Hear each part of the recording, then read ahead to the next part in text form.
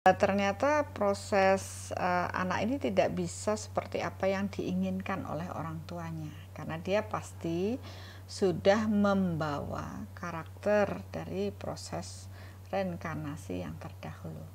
Halo, ketemu lagi di channel Bunda Arsaningsih.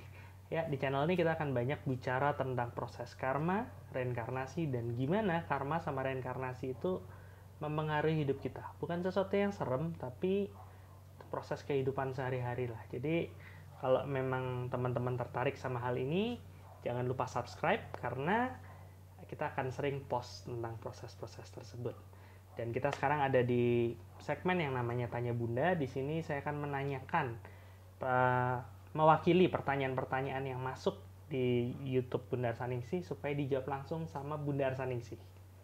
Kebetulan Bunda Arsaningsih sudah ada di sini, kita langsung aja.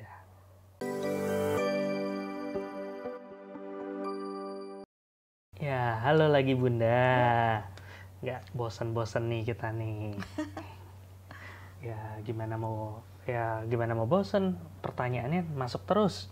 Nah, kemarin kita udah bahas tentang 5 pertanyaan kan. Kemarin yang waktu giveaway ada 5 pertanyaan, kita udah jawab 3. Yang mau tahu jawaban dari pertanyaan-pertanyaan yang lain, nanti ada linknya, entah di sinilah, nanti tergantung dari editor ya. Ada 2 pertanyaan yang belum kita jawab. Yang mana nih Bun? Mau yang ringan dulu atau yang berat dulu? Boleh-boleh aja. Oke, boleh-boleh aja. Saya akan pilih satu pertanyaan dari Dim Ishan. Dia bilang, menyimak. Itu belum pertanyaannya. Menyimak. Bunda, bagaimana cara mengetahui karma anak dan bagaimana caranya agar bisa menerima dengan ikhlas? Itu kan sebenarnya di buku Soul Reflection, Bunda ada nulis kan, anak punya takdir masing-masing. Saya nggak tahu apa detailnya sih, cuman yang membahas tentang anak tuh mempunyai karma atau takdir masing-masing. Nah, ini dia nanya, gimana caranya tahu karma dari anak dan gimana cara menerima agar ikhlas? Ya, kalau konsep karma, apapun setiap anak punya karma atau takdir masing-masing. Jadi begitu dia dilahirkan dalam suatu keluarga, ada bapak, ibu, anak ini lahir, tentunya paling pertama kita paham mereka berkarma, anak ini berkarma dong sama orang tuanya, jelas ya. Itu kalau nggak gitu nggak akan lahir di sana. Kalau nggak berkarma di sana ya nggak mungkin lahir situ kan itu. Oke. Nah, pada saat dia terlahir sebagai anak kita, orang tua itu pasti dong pingin anak yang baik lah, yang ini, yang begitu. Tapi kembali, ternyata proses anak ini tidak bisa seperti apa yang diinginkan oleh orang tuanya. Karena dia pasti sudah membawa karakter dari proses reinkarnasi yang terdahulu. Oke, berarti dan proses terlahir itu adalah bagian penyelesaian karma. Jadi anak yang lahir udah bawa karakter dari kelahiran sebelumnya, dan tiap lahirnya adalah proses penyelesaian karma. Okay. Tapi dalam proses ketika ibu hamil, ya, sebenarnya dia sudah bisa melihat kira-kira karakter apa yang akan menjadi dibawa oleh buah hatinya. Karena pada proses itu, pada usia kehamilan 7 bulan, ya saya selalu bilang 7 bulan, barulah jiwa akan ketarik. Ya, kalau belum itu baru fisik aja dia terbentuk dan merekam. Otak itu mampu kesadaran merekam. Ya, karena tubuh ibu dan janin berada dalam satu tubuh. Dia menyiapkan wadahnya dulu ya. Dia menyiapkan, rahim ini menyiapkan wadahnya dengan organ yang sesuai lah bertumbuh. Nah, pada saat 7 bulan barulah energi ini ditarik oleh sang ibu. Jadi sebenarnya dalam proses ini yang menentukan adalah kesadaran ibu pada waktu dia hamil. Makanya banyak orang tua menyatakan bahwa ketika hamil tolong berpikir yang positif, jangan melakukan hal buruk, sehingga energi yang hukum alam ini sejenis menarik sejenis dapat menarik jiwa-jiwa yang mempunyai kesejenisan dengan ibunya. Di sini pun kita akan melihat kalau dari seorang ibu yang pencemas, lemah gitu, kecenderungan jiwa yang tertarik adalah jiwa-jiwa yang juga pencemas, lemah dalam artian tidak tegar, tidak tangguh, maka jiwanya akan seperti itu yang terlahir. Tapi kalau seorang ibu tuh tangguh, dia penuh cinta, bahagia, maka jiwa-jiwa yang tertarik pun akan demikian. Jadi benar-benar ibu itu harus yang menentukan juga ya. Terus dari seorang ibu yang mempunyai kepekaan secara intuisi, maka yang jiwa yang tertarik adalah jiwa-jiwa yang juga punya kepekaan secara intuisi juga. Makanya di sini banyak kalau kita melihat, oh anak ini indigo, berarti dari proses keturunan ini kepekaan si ibunya itu mempengaruhi proses anak yang terlahir. Jadi dari situ kita sudah mulai sebenarnya paham kira-kira kayak apa sih pada waktu hamil gimana, ya kayak gitulah jiwa yang tertarik. Nah terus bagaimana dengan karma anak itu? Ya setiap anak bawa karma masing-masing. Memang kalau dengan metode soul meter kita bisa ukur nih anak ini bawa apa dalam proses baru lahir. Kesehatan, hubungan, kemakmuran, dan spiritual. Nilainya apa? Banyak sehatnya atau banyak sakitnya. Hal itu harus diterima sebagai takdir atau karma yang harus dia terima. Ini kayak yang Bunda sempat bicarakan di karma reinkarnasi yang ingin sehat tapi kok masih sakit itu ya? Benar, seperti itu. Nah sekarang kan kalau kita sudah tahu kecenderungan anak saya begitu, tugas kita sebagai orang tua adalah membimbing mereka, mengarahkan mereka pada proses menjadi lebih positif. Ya, dengan berpikiran positif, berkarakter positif, penuh cinta kasih, dan itu ke arah yang positif. Karena tugas dan tanggung jawab sebagai orang tua adalah membantu anak ini untuk bertumbuh kesadarannya menjadi lebih baik. Jadi bukan hanya sekedar diisi materialnya saja, secara materi dipenuhi, tapi secara jiwanya tidak dikembangkan, ya kesadaran jiwanya tidak dikembangkan. Nah sebagai orang tua yang baik paham dengan proses ini, karena kita juga punya komunitas di mana kita sadar bahwa setiap anak bawa karma masing-masing. Dan kita sadar kewajiban orang tua adalah mengarahkan mereka untuk paham dengan proses hidup. Maka dari kecil kita sudah mendidik mereka dalam komunitas ini dengan soul kit, soul reflection untuk anak-anak. Diberikanlah mereka pemahaman atas hukum alam ini, yaitu hukum karma. Karena apapun yang dia bawa dari proses reinkarnasi yang terdahulu, sebenarnya di kehidupan terlahir saat ini adalah memperbaiki karmanya lagi dengan amal perbuatan baiknya. Maka dasar hukum alam inilah yang kita berikan pada anak-anak supaya dia paham loh, oh kamu harus memaafkan, kamu harus minta maaf. Tujuannya apa? Memperbaiki kualitas hidupnya. Kalau mereka sudah bawa anak-anak itu mungkin lahir sudah sakit-sakitan, ya kita harus tambahkan dia penguatan agar dia tegak dalam menjalani karmanya. Jangan sampai malah nyalahin keluar ya. Jangan nyalahin keluar.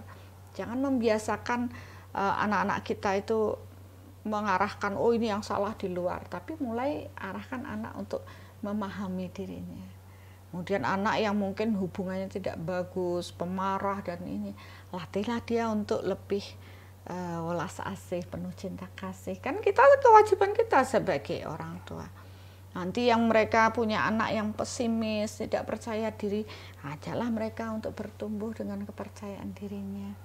Ya, yang penting spiritnya yang harus ditumbuhkan, yaitu proses bagaimana berkarakter yang baik.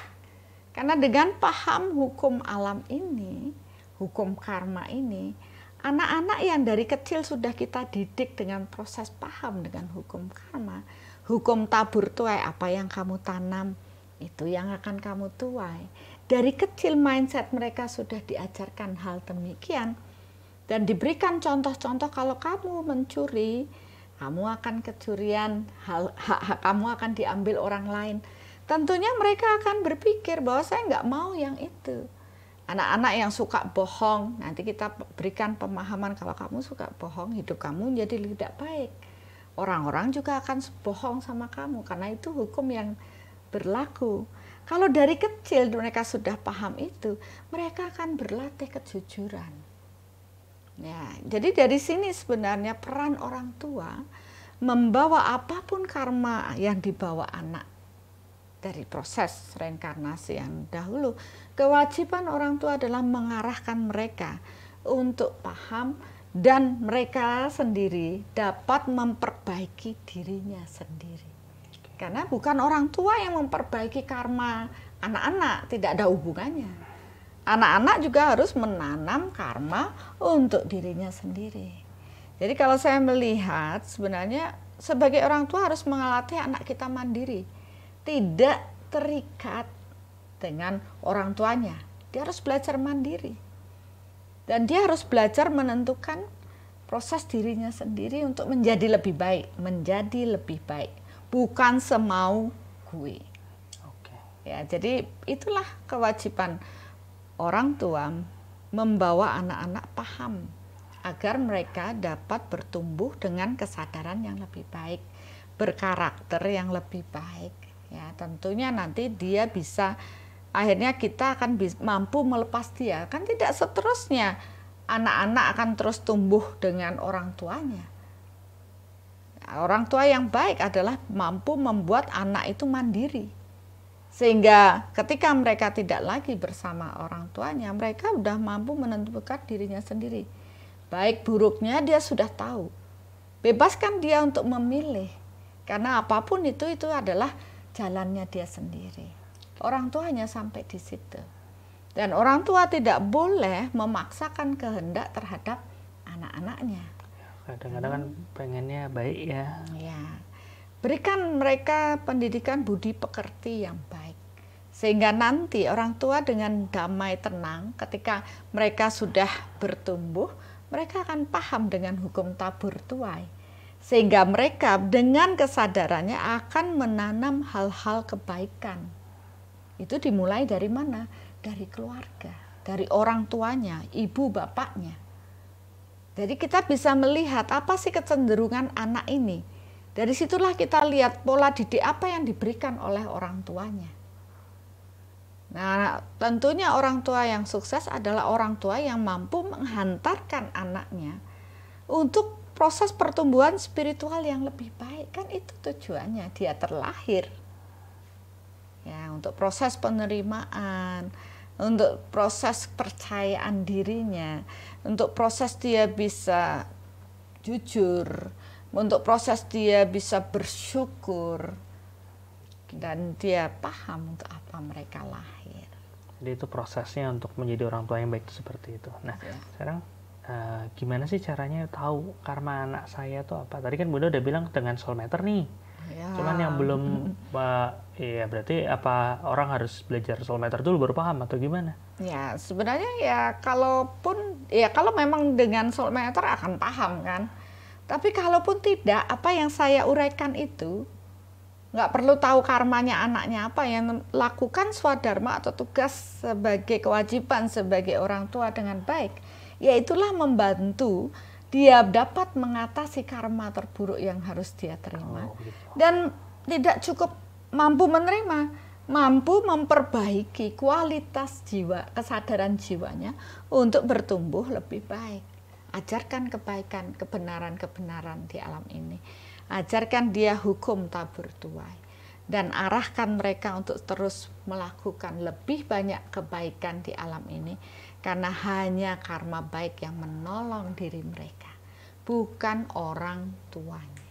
Hanya kebaikan yang mereka tanam itulah yang membuat kualitas dirinya menjadi lebih baik. Dan pemahaman itu membantu orang tua jadi lebih ikhlas pastinya, karena Ya. paham bahwa oh ya itu karmanya si anak, seperti itu Bunda. Ya itu dengan proses itu tadi, orang tua pun jadi ikhlas melakukan, menerima anaknya apa adanya. Kalau tahu anaknya dengan karakter yang buruk, kita paham, oh ya dia belum bertumbuh di kehidupan dulu. Kita yang ngajari dia bertumbuh menjadi lebih baik. Ya, kalau dia punya anak yang lahir sakit-sakitan, ajarkan dia untuk menerima proses sakitnya dengan baik. Jadi itu jawabannya. Ya, pertanyaannya ini menarik, pertanyaannya gimana cara mengetahui karma dan gimana cara menerima agar ikhlas. Dan tadi penjabaran Bunda bukan hanya menjawab pertanyaannya aja, tapi benar-benar nyabarin gimana sih caranya untuk bisa nggak hanya menerima, tapi menyiapkan anak untuk bisa menjalankan karmanya dengan baik. Iya, karena ini jawabannya nyangkutnya kemana-mana. Iya. Kan nggak bisa hanya gimana tahu karma anak saya. Kalau habis cuma itu- tahu terus ngapain? Jadi Nah, lebih itu. penting bagaimana menerimanya daripada taunya. Ya, kalau makanya saya kalau ditanya apa karena reinkarnasi saya yang dulu apa terus yang begini-begini, saya rasa aduh itu nggak penting kalau bagi saya. Yang paham, lakukan yang terbaik untuk diri kita saat ini. Apapun karma kita. Kita paham kalau sekarang saya mendapat hal buruk, berarti dulu saya menanam buruk. Yang bisa menyelamatkan diri saya adalah karma baik saya. Maka lakukanlah perbuatan lebih banyak, perbuatan baik agar kualitas hidup kita menjadi lebih baik. Dan nggak cuman perbuatan nih, kalau nggak salah di video lalu Bunda sempat bilang bahwa karma itu terbentuk nggak cuman dari pikiran udah terbentuk ya. Betul. Dari niat aja udah dihitung ya Bunda. Niat aja sudah ada hitungannya. Oke, ya menarik. Ya mungkin itu aja nih untuk jawaban dari pertanyaannya Dim Ihsan. Ya. Gimana cara mengetahui karma anak dan gimana cara menerima agar ikhlas. Ya, luar biasa jawabannya, pertanyaan juga luar biasa. Kita ngucapin terima kasih kepada Dim Ihsan yang sudah mau bertanya, karena satu yang bertanya, yang belajar tergantung berapa banyak yang nonton nanti. Ya, kita bertumbuh bersama untuk mari. menjadi lebih baik. Mari bertumbuh bersama.